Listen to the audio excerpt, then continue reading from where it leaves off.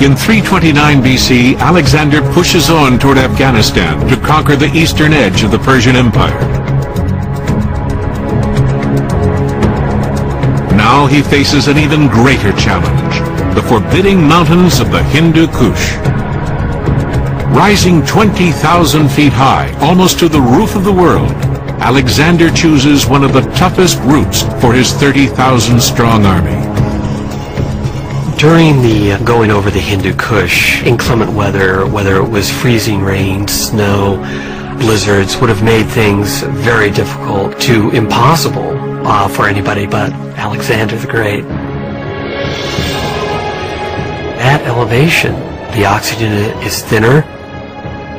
It takes a lot more effort to go a lot shorter distance at that elevation. The pass is so narrow in places, the army marches in a single file that stretches for 10 miles. Alexander's iron determination is the only thing that keeps the men on the move. That if you're going to accomplish great things with an army as an instrument, that army has to be absolutely willing to do whatever you ask them to do. And if you consider, even for a moment, what it was that Alexander asked his army to do, it was ludicrous. Why would they do that? Well, it's because they had an extremely tight bond with him. But over time, this bond is put to the test. In order to add fresh troops to his army, Alexander recruits Persian soldiers to fill the ranks. This proves very unpopular with the Greeks. I must stress this isn't just a military decision, it's also a social matter. When the day's over, they dismount, they walk into the tent to have a drink, and what do they find? They find an Iranian barbarian to them, propping up the bar and having a drink in the same tent with them. They don't like it. Soldiers can be very racist. Their resentment grows worse as Alexander's character takes a dark turn.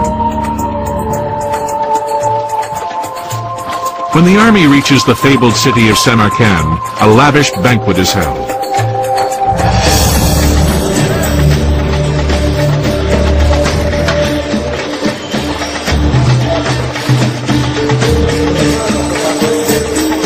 Alexander's erratic behavior is compounded by his bouts of heavy drinking, and alcohol seems to fuel his megalomania.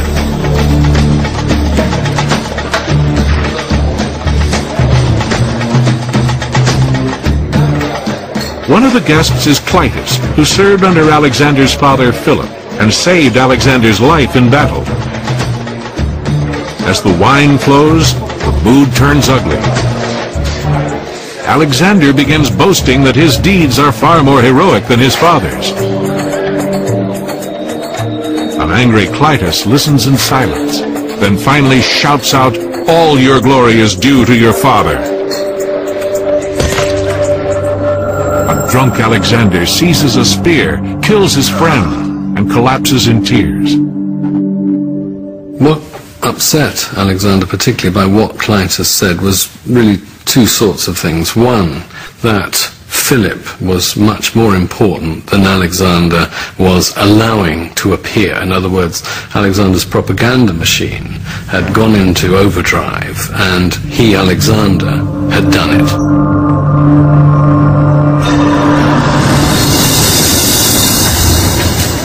What Alexander wants now is all-consuming control over his men. He wanted the men and the officers to bow down, blow him a kiss. The officers would then be given a kiss in return to show they were his social equals. Macedonians had nothing to do with kissing. To the Greeks, only the gods should be worshipped like this. Many refuse to obey Alexander. One of them is Callisthenes, the man who had created the myth of Alexander. And Callisthenes thought this was slavish, this was barbarian, this was a betrayal of Greek custom. And he thought that Alexander now was becoming an outright tyrant and a despot. A ruthless Alexander has Callisthenes tortured and killed. The Alexander probably became a victim of his own success. And maybe he internalized more than ever, increasingly more, of his own deity, his own megalomania. And after a while, those feelings of grandeur probably influenced the way he conducted his campaigns and interacted with his soldiers. By the 8th year of his campaign, Alexander has conquered Egypt, Persia, and the peoples of Central Asia. Alexander's empire stretched from Greece to Afghanistan and covered nearly 2 million square miles.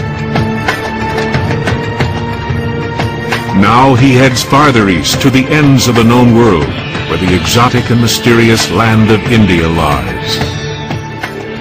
He would have gone east. This is the route, the invasion route that the Persians used to conquer their part of India. As heir to the Persian Empire, he wanted that, so he went the route of armies before him and armies certainly after him through the Khyber Pass.